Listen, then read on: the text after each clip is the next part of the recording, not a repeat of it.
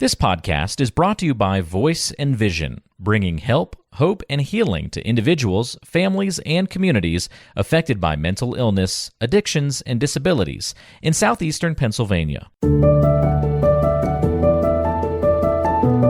Welcome to Untold Valor, a podcast with a unique focus on veterans, featuring stories of courage, recovery, perseverance, and strength. Listen to hear veterans share their perspectives on what it's like to battle mental health challenges, combat addictions, and overcome other adversities unique to those who have served.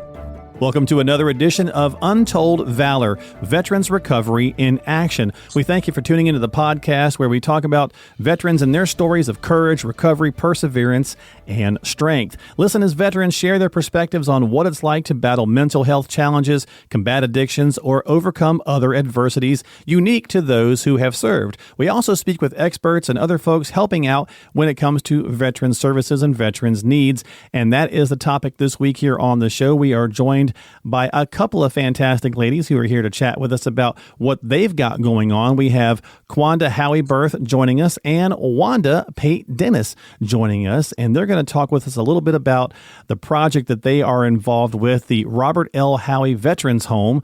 And of course, Reverend Ben's here as well. Reverend Ben, how are you, my friend? I'm doing fantastic, and I'm glad to be on again as usual. As usual, love to have you here and get your perspective on this. And ladies, welcome in. Let's start with Quanda. How are you today? I'm good. Good to have you here. Love always talking with folks and getting different perspectives on things. So looking forward to hearing about your story and the project. And Wanda, how are you? I'm great and ready to get started. Well, let's get into it. Let's chat a little bit. So whoever wants to start, let's just talk a little bit about the project, the nonprofit, the Robert L Howie nonprofit. So whoever would like to jump in, tell us a little bit about this and how it got started and what you guys are doing for the community. First, Wanda is, she runs the City Hall office of Veterans Affairs. Oh, fantastic. So I connected with her. I called Wanda up and maybe a couple of years ago. How long has it been, Wanda? Maybe it's been about 4 or 5 years. And we have been talking. She has been great to me. She's been my mentor. I call her up for advice when I'm having any issues. She's always been there and over the phone. So we didn't really meet until the Vet Fest that was coming up. So we always spoke on the phone. That's how our relationship started. Quanda is quite a go-getter. Quanda has a love and fervor for veterans. And she has made it from having one little house to growing to try to house veterans in the city of Philadelphia. Homelessness, as we know, is not only a city problem, it's a national problem. And it is an issue that we really need to tackle as people who serve veterans organizations and agencies. I have been the manager of the Office of Veterans Affairs for the last 12 or so years for the City Council. And this office has been in use since 1957. Started by Thomas McIntosh. And this office is under the leadership of the City Council President, who is Kenyatta Johnson. And this office, he has been wonderful and instrumental in seeing that we serve veterans a certain way. We are all accredited service officers in this office. And that means that we get claims and state benefits, as well as being a community resource hub. We are the watchdogs, if you may say, of organizations who say they serve veterans in the city of Philadelphia. So when someone like Quanda comes to us and says, I'm doing this, I need the help, in any kind of way that we can help, we will. We have a veterans fair that we call the Vet Fest, and people have copied the name all over the city now. We have every year that serves over 35 to 5,000 veterans, 3,500 to 5,000 veterans for one day out of the year, where we bring in legitimate veterans organizations. It is a spirit-led, wonderful situation for veterans to connect. A lot of times veterans have claims that they have not had taken care of. A lot of times they have nowhere to live because they're homeless. And when they do find somewhere to live, it is not what they were promised. So what we need to do in every city of every state is to make sure that what veterans are getting from a home, a house, can make it a home. And this is what Quanda and her organization is trying to do. That sounds like a great yeah, I was going to say that sounds like a great transition for her to talk a little bit about that, right? Yes. Wanda summed it up for me. So tell us about the nonprofit. So this looks like it's in your father's memory, yeah?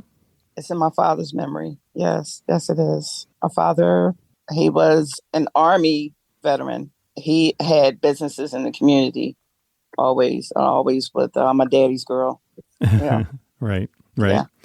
And so you guys help veterans apply for benefits and obtain DDT 14, and obviously with the home as well, like with this being a veterans home, trying to just get the resources they need. Correct?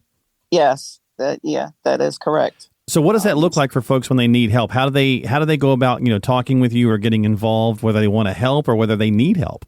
Well, that's just it. Veterans don't open up. They don't tell you that they're veterans. It's like it was like a process, it was like trusting. I would go out and I started right before the pandemic, and I just asked. And then my face just became familiar. And I asked, about their, did they file for their benefits and if I could help them. Right. So perseverance. Ben, that sounds like something that you can certainly relate to. That's what you've been doing as well. And you know as well as I do that sometimes veterans have trouble asking for help. Yes. And also as Quanda was saying, a lot of times veterans don't know their value. They don't know that they have these rights. They don't know that they can get these services. So one thing that people like us, all of us, I believe on this line, what they could do is change that mindset in the veteran to let them know that, yes, there is help here for you. There's programs for you. You can get out of your situation and it can get better. And one thing I find is very, very important is dealing with a homeless veteran, because how can you get a man's attention and get him stable if he has no home? So I really admire what you guys do, and I really appreciate you. Yeah, absolutely. So tell us a little bit more about, how you guys are helping the community. I mean, I see here that you're also helping, ladies as well with food and personal items and in support of other veterans. So it's not just the veterans. Sounds like it's also for family members as well. Well, family members, they're support people. Gotcha. It's the veterans that, they need to come forward. They don't, especially the ladies. They have a hard time. I really did not know how many homeless veterans there were out here. And also what was alarming to me was the suicide rate. Yeah. And it touched my heart. And Wanda, that's something you guys see quite often, obviously, there, and that you guys are dealing with at the Foreign Affairs or the Veterans Affairs Office. Yeah, there are 3 veterans committing suicide within every 20 minutes around the city, and the nation level is greater. Like you say, how can you reach out and serve somebody who can't even think?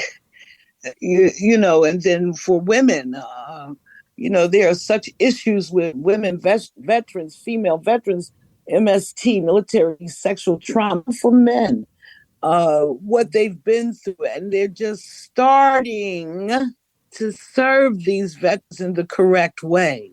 There has been sexism in service for our members, and that is why now we have a different way of serving, because we first have the compassion. You cannot serve a veteran without compassion. PTSD is a real thing. And even though they give it to everybody now, PTSD is for if you can't take care of stuff or you have anxiety, but you're not a veteran. Right. PTSD is associated with combat. It's associated with front lines. It's associated with training for a veteran. What they go from the moment they say, I want to serve my country. It's who is the hurt and the pain that they go in with can come out as reach. So we are serving at a time where it takes even more than just to say, you come out to service, go and do whatever you want to do. No. Yeah. We need to desensitize or sensitize. We need to take care of each other. It's very important. You know, veterans should not leave service without service connection. How do you let a veteran come out from serving in areas where there's combat, people dying, Vietnam, Korea, Iraq, Afghanistan, Persian Gulf? How do you see them come out of what they've been through and tell them, okay, you're out now, see you later? Right, good luck. Yeah. Yeah. You know? Yeah, no, I agree. You know, the term, you said desensitized, but maybe we already are too desensitized. Maybe we need some more sensitivity, right? I mean, I used to think about the term. We used to call it shell shock way back when, right? And then it became battle fatigue. And, you know, and then it got morphed into, you know, PTSD. And now, as you said, it's kind of been used for everything. Maybe bringing back something like battle fatigue could be the way to go, because it's really for those that have truly served. And, you know, Ben, obviously you served and you had transition difficulties yourself. And you see that with the veterans you try to help. Absolutely. As part of my story is, you come home. I was a medic I was a corpsman with the Marines. You know, that was a very job that required a lot of responsibility, because I was dealing with battle wounds and things like that, eviscerated bowels, sucking chest wounds, things like that. And when I come home, all I could do was be a glorified ambulance driver. You know, basically that's all I was doing when I came home as an EMT. Wow. Yeah, that's a Ben. Trying to find the resources. Yeah. Yeah, my father was a medic, and my husband was a Marine, and his PTSD was over the moon. I lost him 6 months ago to Parkinson's. He had still had in his body from being shot, shrapnel in his head. You know, people do not understand. And it's okay, because why would you understand? Right, if you haven't been there. Yeah, exactly. Right, but I look in the eyes of these young people coming back now, and that becomes a concern too. But then how about the fact that if you're National Guard or Coast Guard or Reserve, that you're not considered a veteran and you've been placed overseas, you have to serve over a certain time in order to be called a veteran. Yeah, especially on the waterways right now for coasties. Oh, my God. Yeah.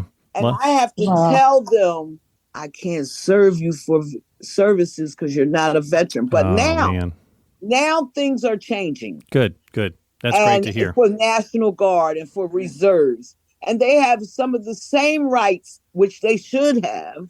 It's different if all they've done is gone and worked out during the weekend warriors. But guess what? That weekend warriors working with munitions. What happens to his ears? Yeah. What about tendinitis?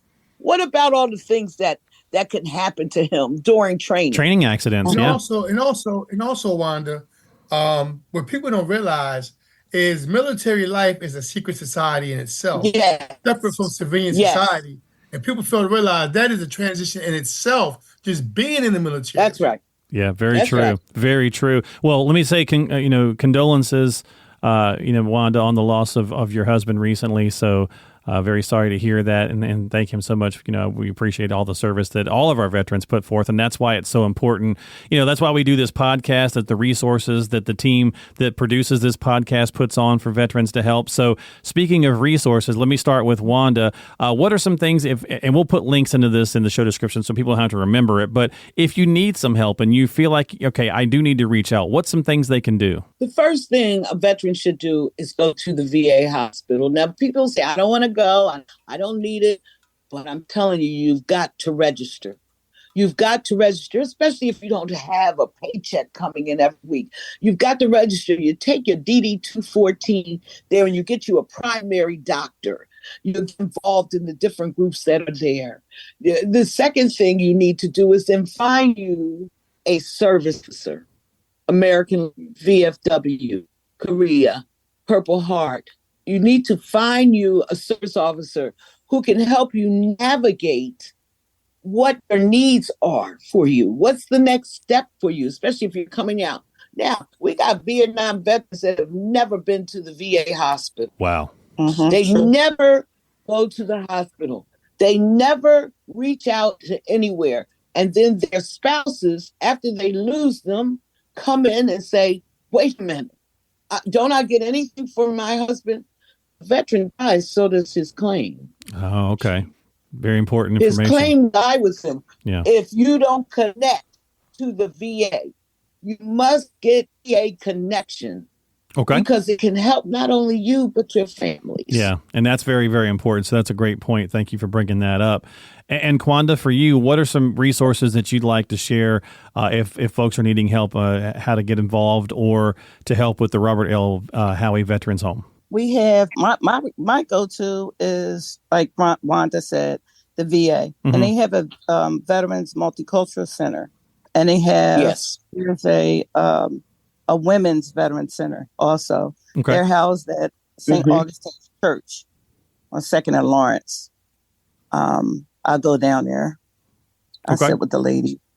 And that's important too. Family You're members, one of the leaders down there, Quanda. Yeah, exactly. I don't know. They allow me to come and sit with them, and they share. We do chat and chew, and sometimes we go out. I invite them out. But most important was and is the fact that they include me in, and they talk about some of the things that they need. They bring to me because I'm not a veteran. I'm not a veteran. I think some of them, like the fact that I'm not. I bring the civilian side. But it can be just as important. I mean, you saw your father go through things, so you still have an understanding for sure. Oh yeah, definitely. But I'll open up my heart and I'll open up my home. There you go. Well, it's the biggest step, I think, is just stepping forward, right? We talk about that all the time on the show, Ben, right? So, right, that's what I was going to say. Yeah, getting help, reaching out, listening. If you hear something like this and you've been sitting on the fence and you're like, yeah, I really do need to, take a step forward. There's nothing wrong with asking for help. As a matter of fact, sometimes that's the hardest thing to do, and it takes a lot of strength just to ask for help. So if you need it, we've got a lot of resources for you. Just check the show notes on the podcast here. We have a lot of information on how to get involved. You can go to voiceandvisioninc.org. We have tons of places. We'll put the links in for for Wanda as well as for Quanda. So we'll have all that information in the show note descriptions. But at the end of the day, you've got to kind of do something for yourself. And sometimes that's the hardest part, just reaching out and getting some help. So ladies, thank you so much for being here on Untold Valor. We certainly appreciate your time. Wanda Pate-Dennis and Quanda Howieburth, thank you so much, ladies, for being here. I appreciate it. Thank you. Thank you for having me. You're very welcome. Absolutely. Thank you. Thank you so much. And Reverend Ben, it's always good to have you here, my friend. And make sure you subscribe to the podcast, folks, to catch future episodes, and share this with others who might benefit, family members, veterans, whatever it might be, but help get that message out there for folks that might need to hear the resources and hear stories that they can identify with. Walking the walk, talking the talk goes a long way. So if they need some help, this could be a great resource for them. We always appreciate you so much here on Untold Valor, Veterans Recovery in Action. You've been listening to Untold Valor by Voice and Vision. We hope you found the information and resources discussed today helpful. As always, thank you for listening and for your support. Remember to stay connected with us through our various social media platforms, including Facebook, Instagram, and YouTube. Don't forget to visit the website, voiceandvisioninc.org. That's voiceandvisioninc.org, where you can sign up for our blog and find free resources and information on upcoming events, webinars, workshops, and get support. You can also access our free help and hope guide for individuals and families struggling with substance use and addiction. If someone you know is struggling, please reach out for help because you and your life matter. Remember, the National Suicide and Crisis Lifeline is available to you at any time by dialing 988. We are all ambassadors of hope and recovery, and if you want to share your story, please contact us.